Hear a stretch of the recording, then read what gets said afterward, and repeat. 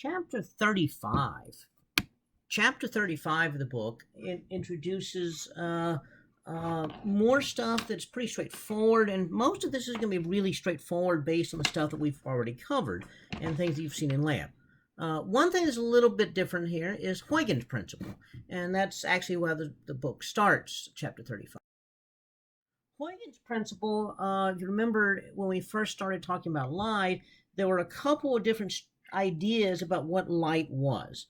Isaac Newton thought light was a particle, and Christian Huygens thought of light as a wave. A lot of people forgot about Huygens' work until Maxwell came along, and Maxwell showed that light, in fact, is wave-like. And so now we start thinking back to Huygens. Now, the way Huygens thought about this, he thought about water waves. That you have a water wave, you drop something, a pebble into a pond, and the waves expand outward from that point.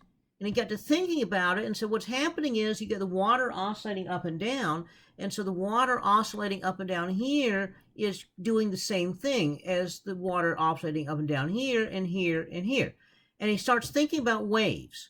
We have a wave like this. If we mix it with another wave, peak to peak and trough to trough, you intensify the wave.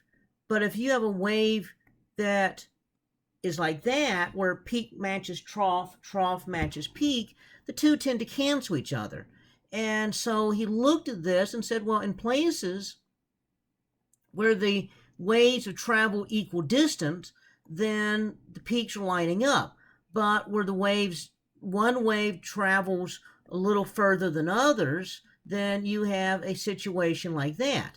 And so that's going to be this destructive case. In fact, we call this interference, where waves can interfere with one another to either make a wave that's bigger or smaller. So this we call constructive interference.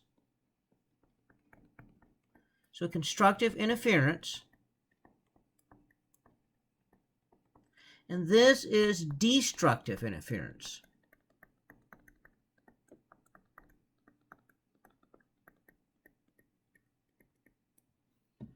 Okay. So this kind of gives an idea as to how waves in water work. Well, what we discover is waves work pretty much as waves everywhere. So it's not just in water. And so now we started looking at this in general, and we say, okay, if we got a wave here, each piece of that wave, so this is like a plane wave. So each piece of this is oscillating, and same thing, okay, they all add up here, but in between they tend to cancel. And so that means that the wave just progresses this way. Well, if you had a sharp object here, then what would happen is the wave here would cause ripples going that way, and so the wave would sort of bend around an object. Huygens demonstrated that this sort of thing happens with water waves, that you'd have a ship in a harbor, and the waves would, right behind the ship, that you wouldn't have any waves, but the waves would bend around the ship, and then if you're far enough away, the waves are there again. And he realized that light could do the same thing. This would explain, for example, how the moon can pass directly, and the moon can actually have sunlight, around it. It would also explain several other things. Again, an example I often do in class is I fire a laser at a knife edge, and you can see this effect right there. And so this effect of bending around, this is a wave property of light. And so this is the Huygens principle, that you can treat this as waves. And so he worked out this, that light was moving around, and again, like I said before, it was going like this, and then each little piece of this didn't travel as far. In other words, if this material down here, if this is like some index refraction here, different index refraction here, okay, we know the index refraction from our studies before is related to the speed of light over the velocity. And so if the faster that the light moves, then the lower the index refraction.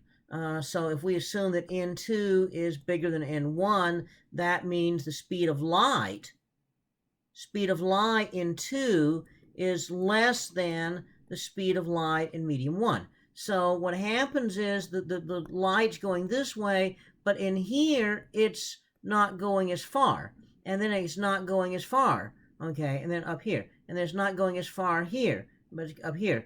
So if you look at it, well, gosh, we've got refraction. And so this idea that you can derive this, and this is how Huygens did it. He derived refraction simply by looking at wave properties, because the waves refract in water too. You can change the depth of the water, you can actually change the direction the waves move. And so this Huygens principle became fundamental, and so, but people didn't really think much about it until along comes Isaac Newton. And Isaac Newton, rather, when Isaac Newton came along, they discounted the Huygens principle, and they didn't really worry about it again until Maxwell showed that, in fact, light does have wave properties. And so it became a thing again. The wave properties of light. We know that the velocity of a wave is wavelength times frequency. Okay, so as light is oscillating up and down at a certain frequency, but if it changes speed, so as light moves into another material, so here it is in index of fraction 1, index of fraction 2. If n2 is bigger than n1, that means the velocity is slower. Remember, the bigger index of fraction means slower velocity. So, but the frequency is going to be the same. And so what happens is it doesn't move as fast, and therefore the wavelength is shorter. So the wavelength is going to be c divided by f. Well, it's not just c, it's going to be the velocity of light times f. So the smaller the velocity, the shorter the wavelength. And so that means the wavelength would be a little bit shorter. We can do an example here. Let's consider water. Water has index of fraction 1.33. We have air, which has index of fraction of about 1. And so we have light coming in here. And let's say that the light has a wavelength of about 650 nanometers. Okay, so that's kind of a red color. So when the light passes into the water, though, the wavelength is going to change. So wavelength is the speed of light over the frequency. Okay, so this is speed of light over frequency. Well, really, the speed of light is going to be c over n. So this is really c over nf. And so that's going to be the wavelength. Well, in air, it's this, so that gives you a wavelength of 650 nanometers. So in the material here, it's going to be 1 over n lambda naught. So that lambda naught would be the wavelength in a vacuum. Wavelength in air is almost the wavelength in a vacuum. And so that means in water,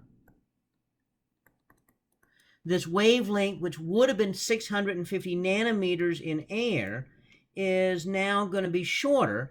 It's going to be equal to 489 nanometers.